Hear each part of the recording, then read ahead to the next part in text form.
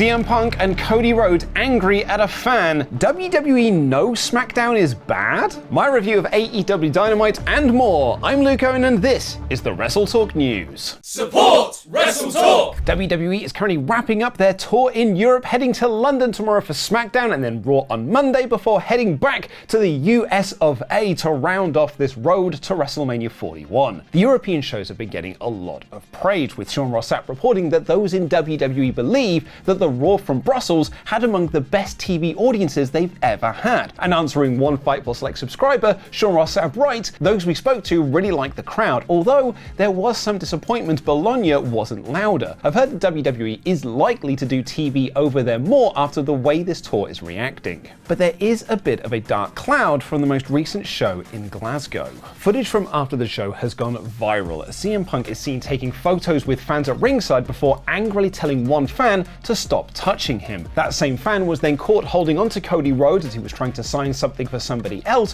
while touching him as he tried to take a photo. As of recording, the video has over 3.5 million views on Twitter alone, with many of the comments calling for the fan to be banned from any other WWE events. WWE is a much better show now. Gone are the days when the WrestleTalk podcast felt less like a review show and more like group therapy for us all to sit together and wonder why we keep putting up with this garbage. May I present to you, for example, all of 2019. But even though the show is much better now, it is far from perfect. And in recent weeks, the online conversation has turned its attention to SmackDown in particular, which has become a victim of the dreaded 3-hour format. Despite being on the road to WrestleMania, SmackDown often feels like a missable show. Sean Ross Sapp was asked about this on a recent edition of The Hump over on Fightful, asking if the backstage feeling about the show reflects the online one, and if people backstage have had their own conversations about SmackDown not being all that great at the moment, to which SRS replied, yes, there have been. A lot of people have brought it up. They don't feel it's been up to par of late. He adds there's a lot of people like, well, why aren't more talent being used? It's 3 hours. You had that fake report that they were going to use Blair Davenport more, but that was never discussed. But why wasn't it? We've got some more wrestling news coming your way, as well as my review of AEW Dynamite. But before that, here is a word from today's sponsor, Surfshark. Well, that was a really fun podcast. It was, wasn't it? Got me thinking though. How did you watch this PLE? Oh, I watched it on the WWE Network. Yes. Yes, you mentioned you watched this WWE PLE on the WWE Network. I mean Netflix. I watched it on Netflix. Well, I know what you meant to say. I don't care about that. I care about what you did say. I watched it on Netflix, I promise! But Ollie, this WWE PLE isn't on Netflix yet. I know what you did. You flew to Germany, didn't you, to watch it over there? How could you? You know how I feel about Germany and flying. No, I use Surfshark VPN. Surfshark VPN? Yes, Surfshark VPN. You see, Surfshark is a VPN service that not only protects your data and keeps your IP address safe from cyber criminals, but also it lets you watch content from all across the planet. And you can get 4 months extra now. Just use the link in the description and you can find whatever content you need, while also keeping yourself safe online. Wow, that sounds great. I should really get me one of these Surfsharks. It is great, yeah.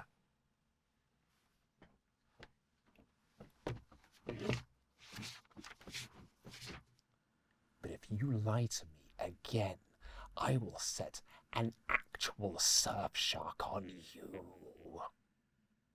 Over in the land of AEW now, and on Fightful's The Hump, Sean Ross Sapp was asked about the status of AEW Shockwave, which was rumoured to be a new 1-hour show for All Elite Wrestling, potentially airing on Fox. But Shockwave could be along the same lines as Shockmaster, as plans have fallen through a wall. SRS says of the show, it was only a pitch and a theory. It was never a plan, so to speak. It was something they brought up, but no deal was ever reached. It ended up falling through and didn't work out. In some good news for AEW, however, and reportedly the relationship between All Elite Wrestling and Warner Bros. Discovery, the home of both Dynamite and Collision, is very strong. Andrew Zarian on Beyond the Bell has said he's been hearing very positive stuff about the relationship between the two parties. Now, I know what you might be thinking and typing, but Luke, the ratings. They're bad now, right? And while it is true that AEW's ratings are down year on year and aren't showing much signs of going back up, though Collision has been on a bit of a run as of late, it would appear WBD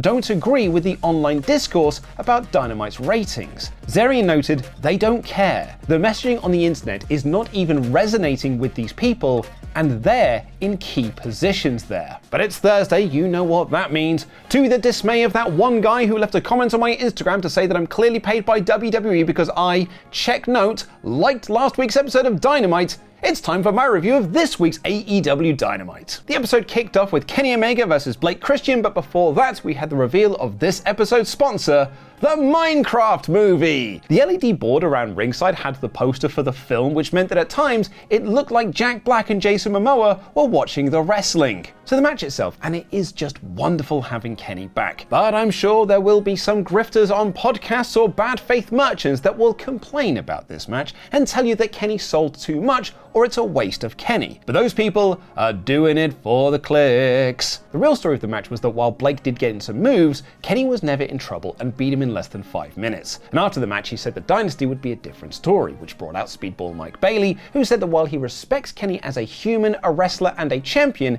at Dynasty he will be taking his title. Ricochet appeared on the screen from his shoot wedding to say that this was the best day of his life until Dynasty, when he'll win Kenny's title. Kenny noted that he doesn't need friends, he has a cat and that's more than enough, and at Dynasty he'll cement his legacy. This was all good stuff. Chris Jericho cut a promo challenging Bandito to a Mask vs Ring of Honor championship match for Dynasty, and MJF came out to give his answer to MVP about joining the Hurt Syndicate. He told MVP that he doesn't want to make friends given his tragic backstory with Adam Cole, but MVP isn't here to make friends either, he's here to make business. And just as he was about to accept his offer and shake his hand, Bobby Lashley and Shelton Benjamin came out. It looked like Bobby also wanted to shake Max's hand, but he instead asked him to give back the business card, which he then tore up. MVP stepped in, but Max opted to leave the situation. I am not keen on doing a dissension in the group storyline with the Hurt Syndicate this early, but it would appear I've got little to worry about, as later on we had a segment where the group got back on the same page with the MVP saying that while he does want to add MJF to the group, he's happy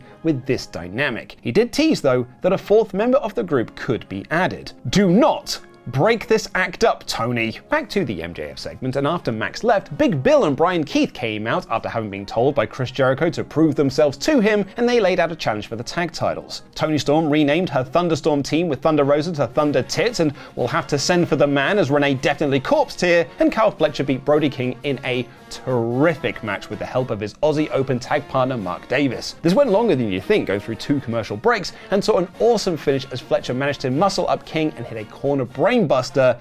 This was all awesome. Powerhouse Hobbs was scheduled to face Davis, so he came down for a brawl with Aussie Open and then beat Dunkzilla in a meaty match. It was a bit messy towards the end, but fun overall. Nick Wayne said he would speak with Christian next week, but noted that last week we all saw what happens when you properly execute a plan. Swerve Strickland told Adam Page to not get involved in his Dynasty title match, and Tony Schiavone sat down with Rated FTR for some tension-filled making up. Dax apologized for his behavior last week, saying that his emotions got the better of him, and he felt that helping Cope win the world title meant that they took their eye off the ball, becoming tag champs. Cash played peacekeeper, and instead of going for the tag titles, suggested they go for the trios instead. This was all very well acted, particularly from FTR, and I'm very curious to see where it all goes next. Death Riders accepted the match later on. Speaking of great segments, and Swerve Strickland called out Jon Moxley to tell him that he doesn't think Mox is Mox anymore. I don't know, mate, did you see last week's match? It's probably the most Mox he's been in ages. He said that everything Mox claims to be is standing in front of him, staring back. But Mox just had one question: how far am I willing to go? But his plan for Marina Shafir to get involved was thwarted by Willow Nightingale, and Swerve told Mox that he is still the most dangerous man in AEW, and said that Mox can continue to pretend to be Jon Moxley on TV, a reference to Dean Ambrose saying the same thing to John Cena on SmackDown a number of years ago. This was an awesome segment, and I am super hyped for their title match at Dynasty. Samoa Joe choked out Max Caster backstage, Jay White announced himself for the Owen, and Hometown Boys Top Flight beat Alex Finley, and question, are we not men? Answer, we are Devo Knight. Konosuke Takeshita and Mark Briscoe had a brilliant little match, which the Alpha won, and the main event was a great tag match between Megan Bayne and Penelope Ford and Thunder Tits. The point of the match was designed to build hype for the Women's World Championship match at Dynasty, And it did just that, as the story between Bane and Storm was really very good. Bane is an unstoppable beast, no-selling the hip attack and hitting the F5 to pin the champion. A great ending to what was a very good show. Now, Tempest and I sat down recently to talk about WrestleMania matches that nearly ended in disaster, which you can check out by clicking the video on screen right now.